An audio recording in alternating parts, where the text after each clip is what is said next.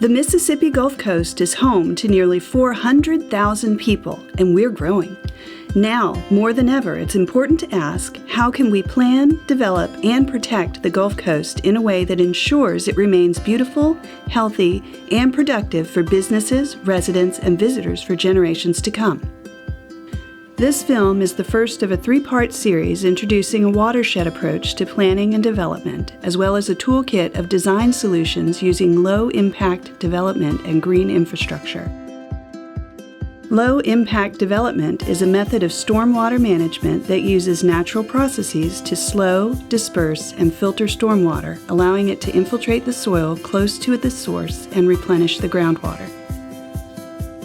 As a result of the 2010 BP oil spill, significant financial resources are being directed toward needed restoration projects, many of which are directly adjacent to the coastline, such as this Living Shoreline project, which provides habitat, shoreline stabilization, and flood protection. Everything is connected. New development impacts neighborhoods and waterways downstream, so it is extremely important that we protect the investment of these downstream restoration projects. Students from West Harrison and other area high schools have been learning firsthand about some of the issues impacting waterways downstream, such as fast-moving stormwater that causes erosion and carries pollutants to our natural water bodies. Underdrain, right? There's different types of underdrains. I'll show you one that we use a lot at work. My name is Anthony Kendrick. I work with Construction Eco Services. Today we're here to talk about low-impact development and how it's used to improve our existing and new drainage infrastructure. So low-impact development is a sustainable design practice where we're trying to slow down the water, spread it out, and increase the time of concentration so that we can help mitigate flooding and improve our old and aging infrastructure. And so that's one of the drivers of green infrastructure, is actually saving money. Because I found out early in my career, you can't convince someone to do something to save the environment. You gotta show them the dollar figures.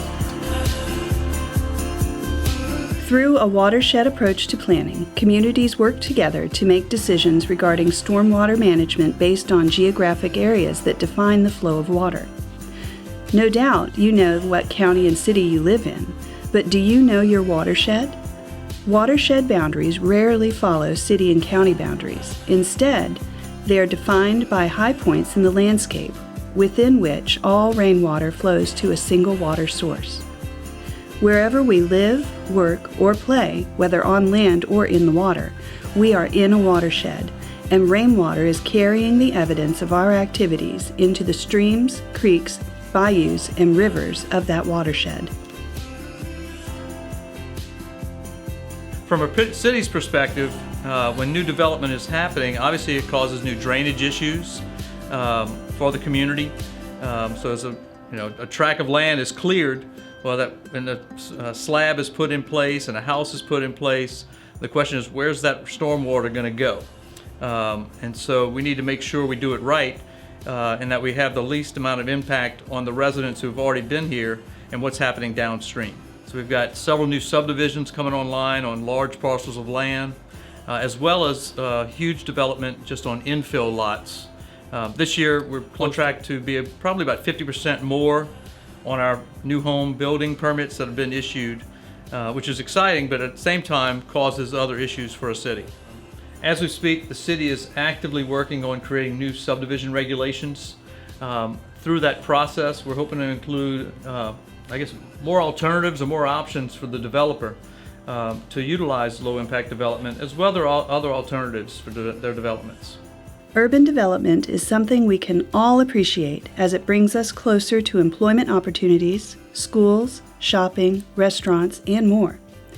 But how might this development be impacting our natural environment? And how do we find the balance between growing our cities and economy and protecting our natural resources that bring people here? Please be sure to watch Part 2, Real Solutions Through Low-Impact Development.